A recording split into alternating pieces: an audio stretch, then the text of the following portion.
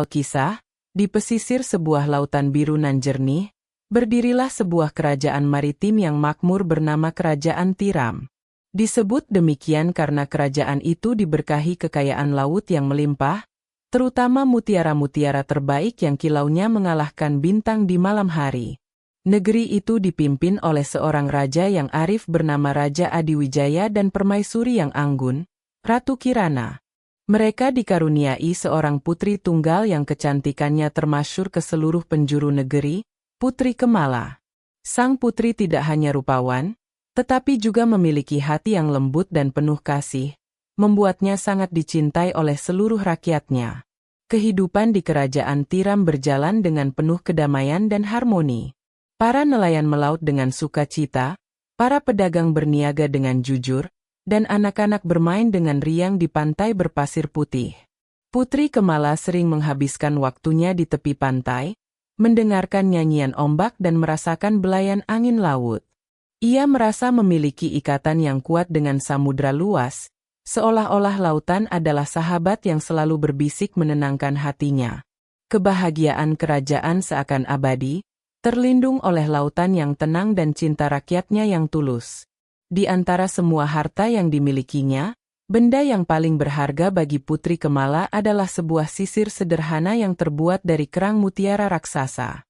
Sisir itu bukanlah perhiasan mewah bertatahkan permata, melainkan sebuah pusaka warisan dari neneknya, seorang wanita bijaksana yang konon memiliki kedekatan khusus dengan alam laut. Permukaan sisir itu dihiasi ukiran ombak yang saling berkejaran dan lumba-lumba yang menari.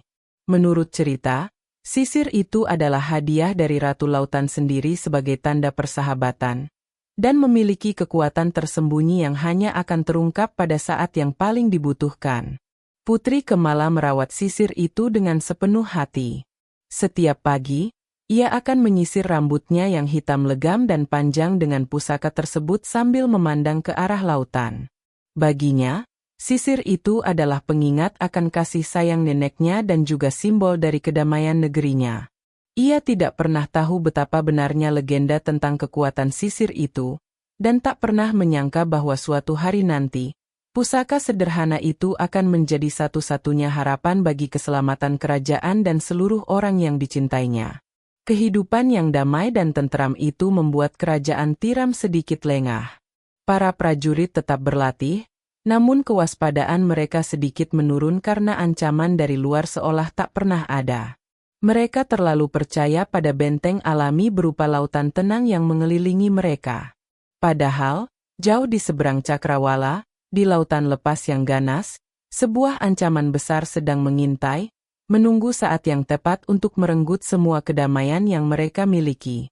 Pada suatu pagi yang cerah, ketika matahari baru saja menampakkan sinarnya dan mewarnai langit dengan semburat jingga, sebuah pertanda buruk muncul di ufuk barat. Awan hitam pekat mulai menggulung dengan cepat, menutupi cahaya mentari dan mengubah suasana pagi yang ceria menjadi mencekam. Angin yang tadinya berhembus sepo-sepo kini berubah menjadi tiupan kencang yang membawa hawa dingin. Para nelayan yang hendak melaut segera membatalkan niat mereka, merasakan ada yang tidak beres dengan gelagat alam. Mereka belum menyadari, badai yang sesungguhnya bukanlah datang dari langit, melainkan dari lautan itu sendiri. Dari balik gulungan awan hitam itu, muncullah siluet kapal-kapal kayu yang besar dan menyeramkan. Layar-layar kapalnya berwarna hitam legam, bergambar petir merah yang menyambar.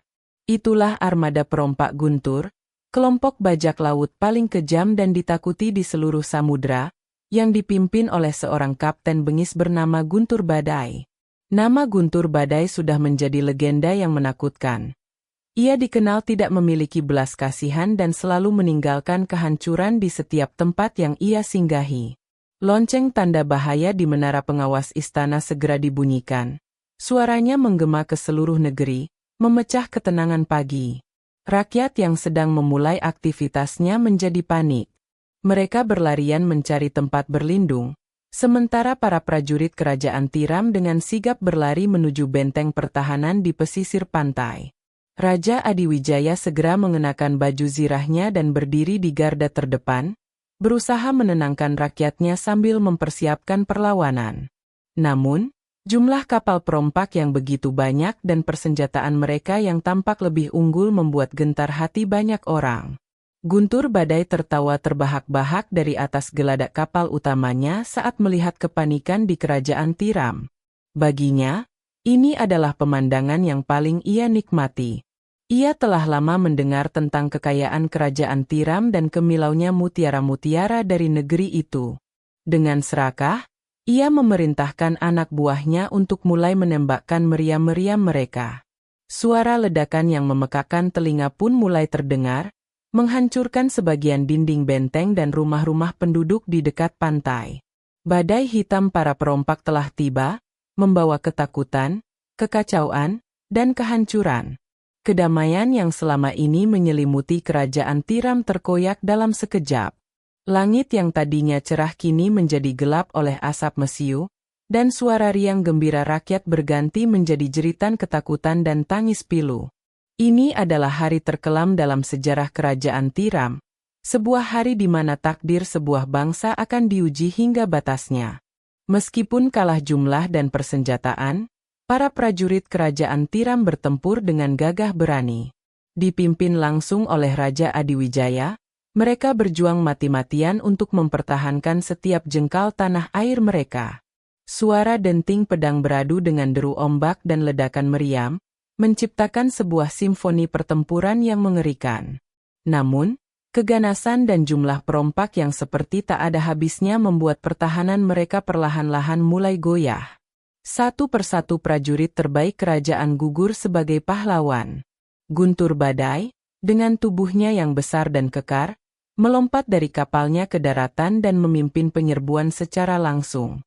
Dengan ayunan kapak besarnya, ia merobohkan gerbang utama istana yang kokoh. Para perompak pun menyerbu masuk ke dalam kompleks istana, menjarah setiap harta yang mereka temukan dan menghancurkan apapun yang menghalangi jalan mereka. Keindahan dan kemegahan istana mutiara, yang tadinya menjadi kebanggaan kerajaan Tiram, kini ternoda oleh kekejaman para penjarah. Raja Adiwijaya dan sisa prajuritnya terdesak hingga ke balairung utama istana. Di sana, sang raja bertarung dengan sisa-sisa kekuatannya untuk melindungi Ratu Kirana dan Putri Kemala yang berlindung di belakangnya. Namun, tenaga sang raja yang tidak lagi muda akhirnya terkuras habis. Dengan satu gerakan licik, Guntur Badai berhasil melucuti senjata sang raja dan menaklukkannya. Raja Adiwijaya, Ratu Kirana, dan para bangsawan lainnya akhirnya ditawan. Guntur Badai tertawa penuh kemenangan. Ia duduk dengan angkuh di atas singgasana Raja Adiwijaya, menginjak-injak mahkota yang terjatuh di lantai. Ia memerintahkan anak buahnya untuk mengikat seluruh keluarga kerajaan dan bangsawan, memperlakukan mereka dengan kasar di hadapan para pelayan istana yang menangis ketakutan. Putri Kemala menatap ayahnya yang gagah perkasa kini tak berdaya, dan ibunya yang anggun menangis dalam diam. Hatinya terasa hancur berkeping-keping. Para perompak berpesta pora di dalam istana yang telah mereka kuasai. Mereka meminum arak terbaik, memakan hidangan lezat, dan menertawakan para tawanan mereka. Guntur Badai mengumumkan bahwa ia akan membawa seluruh harta kerajaan, termasuk mutiara-mutiara terbaik dan keluarga kerajaan sebagai jaminan. Ia berencana akan meminta tebusan yang sangat besar dari kerajaan-kerajaan tetangga. Bagi kerajaan Tiram, harapan seolah telah padam. Langit di atas istana tampak kelabu, seolah ikut berduka atas nasib tragis yang menimpa negeri yang damai itu. Di tengah kekacauan saat penyerbuan balairung istana, seorang dayang kepercayaan bernama Melati melakukan sebuah tindakan heroik. Saat para perompak sibuk menaklukkan para prajurit, Melati menarik tangan Putri Kemala dan membawanya lari melalui sebuah lorong rahasia di balik permadani dinding. Pergilah, Tuan Putri. Selamatkan diri Anda. Andalah satu-satunya harapan kami sekarang, bisik Melati dengan air mata berlinang, sebelum ia kembali ke balairung untuk mengalihkan perhatian, berpura-pura menjadi sang putri dan akhirnya ditangkap. Pengorbanan Melati memberikan waktu yang sangat berharga bagi Putri Kemala untuk melarikan diri. Putri Kemala berlari menyusuri lorong yang gelap dan lembab, hanya diterangi oleh cahaya obor yang remang-remang. Suara pertempuran dan tawa kemenangan para perompak masih terdengar samar-samar di belakangnya. Air mata membasahi pipinya, namun ia terus berlari, didorong oleh pesan terakhir dayangnya. Lorong rahasia itu membawanya keluar dari kompleks istana, menuju sebuah gua tersembunyi di tebing belakang istana yang langsung menghadap ke laut. Di dalam gua itu, ia jatuh terduduk, lelah, takut, dan putus asa. Ia sendirian, terpisah dari ayah dan ibunya. Kerajaannya telah jatuh, dan rakyatnya menderita. Perasaan bersalah dan tak berdaya menyelimuti hatinya. Ia memeluk lututnya dan menangis terseduh-seduh, meratapi nasib buruk yang menimpa negerinya. Dalam kegelapan gua, satu-satunya benda yang ia bawa hanyalah sisir mutiara peninggalan neneknya, yang tanpa sadar masih tergenggam erat di tangannya sejak ia menyisir rambutnya pagi itu. Benda itu kini menjadi satu-satunya kenangan dari kehidupan damai yang telah direnggut darinya. Setelah tangisnya mereda, Putri Kemala menatap sisir mutiara di tangannya. Ia teringat kembali cerita neneknya tentang kekuatan tersembunyi sisir itu. Sisir ini akan menjawab panggilan hati yang tulus dan penuh keberanian, begitu kata neneknya dahulu. Selama ini ia menganggapnya hanya sebagai dongeng pengantar tidur. Namun kini, dalam situasi yang begitu genting, dongeng itu menjadi satu-satunya pegangan dan secercah harapan yang ia miliki. Dengan tekad yang mulai tumbuh di dalam hatinya yang hancur, Putri Kemala bangkit berdiri. Ia menghapus air matanya dan menatap lautan luas di mulut gua. Ia tidak tahu kekuatan apa yang dimiliki sisir itu, tetapi ia bersumpah demi ayah, ibu, dan seluruh rakyatnya, ia akan melakukan apa saja untuk merebut kembali kerajaannya. Ketakutan di dalam dirinya perlahan berubah menjadi keberanian. Sang putri yang lembut hati kini telah siap untuk berjuang. Putri Kemala berjalan ke tepi air di dalam gua. Dengan tangan gemetar, ia mulai menyisir rambutnya yang panjang, sama seperti yang selalu ia lakukan setiap pagi. Namun kali ini, ia melakukannya dengan niat yang berbeda. Ia mencurahkan seluruh kesedihan, kemarahan, dan harapannya ke dalam setiap gerakan sisir. Air matanya kembali menetes, jatuh ke permukaan sisir mutiara dan mengalir ke laut di bawahnya. Tiba-tiba, sesuatu yang ajaib terjadi. Sisir di tangannya mulai bersinar dengan cahaya keperakan yang lembut, dan ukiran ombak di permukaannya seolah-olah bergerak hidup. Air laut di sekitarnya mulai bergolak dan membentuk pusaran kecil. Putri Kemala terkejut, namun ia tidak berhenti. Ia merasakan ada sebuah energi aneh yang mengalir dari sisir itu, melalui lengannya, dan terhubung langsung dengan hatinya. Ia merasakan detak jantungnya seirama dengan deburan ombak di luar gua. Ia kini bisa merasakan kekuatan samudra yang maha dahsyat. Dengan penuh konsentrasi, Putri Kemala mengangkat sisirnya ke arah lautan lepas. Ia membayangkan sebuah ombak besar yang datang untuk membantunya. Seketika, di luar gua, sebuah gelombang besar terbentuk entah dari mana, membumbung tinggi sebelum akhirnya pecah dengan suara gemuruh yang dahsyat.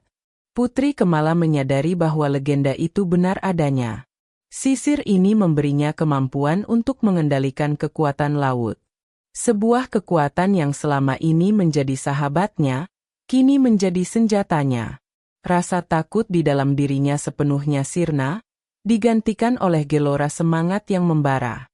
Ia bukanlah lagi seorang putri yang tak berdaya, melainkan pewaris kekuatan samudra. Ia berlatih sepanjang malam di dalam gua tersembunyinya, belajar memahami dan mengendalikan kekuatan barunya. Ia belajar menciptakan pusaran air, memanggil ombak sesuai keinginannya, bahkan membisikkan perintah pada angin untuk menciptakan badai kecil. Lautan seolah patuh pada setiap perintahnya yang disalurkan melalui sisir ajaib itu. Keesokan harinya, Putri Kemala melihat kapal-kapal perompak masih berlabuh di teluk kerajaannya. Guntur Badai dan anak buahnya masih sibuk menjarah dan memindahkan harta rampasan ke kapal mereka. Melihat hal itu, kemarahan sang putri kembali memuncak. Dengan sisir mutiara di tangan dan kekuatan samudra di sisinya, ia telah siap untuk melancarkan serangan balasan.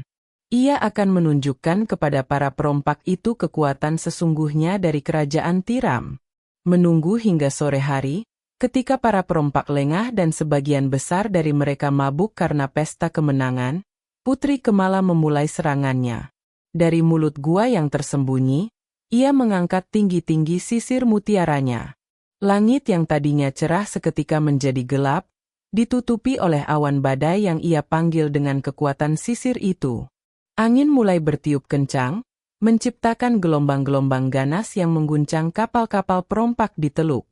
Para perompak yang berada di kapal menjadi panik. Mereka berusaha mengendalikan kapal mereka yang terombang-ambing tak tentu arah. Guntur Badai yang berada di istana keluar dengan marah, mengira ini hanyalah badai biasa.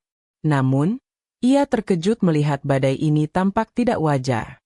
Awan badai seolah-olah berpusat tepat di atas armada kapalnya. Ia belum menyadari bahwa ini adalah awal dari kehancuran mereka. Putri Kemala kemudian mengarahkan sisirnya ke lautan dan menyapukannya dengan gerakan memutar. Seketika, sebuah pusaran air raksasa terbentuk di tengah-tengah formasi kapal perompak. Pusaran air itu menarik beberapa kapal kecil ke dalamnya, menenggelamkannya beserta seluruh isinya dalam sekejap.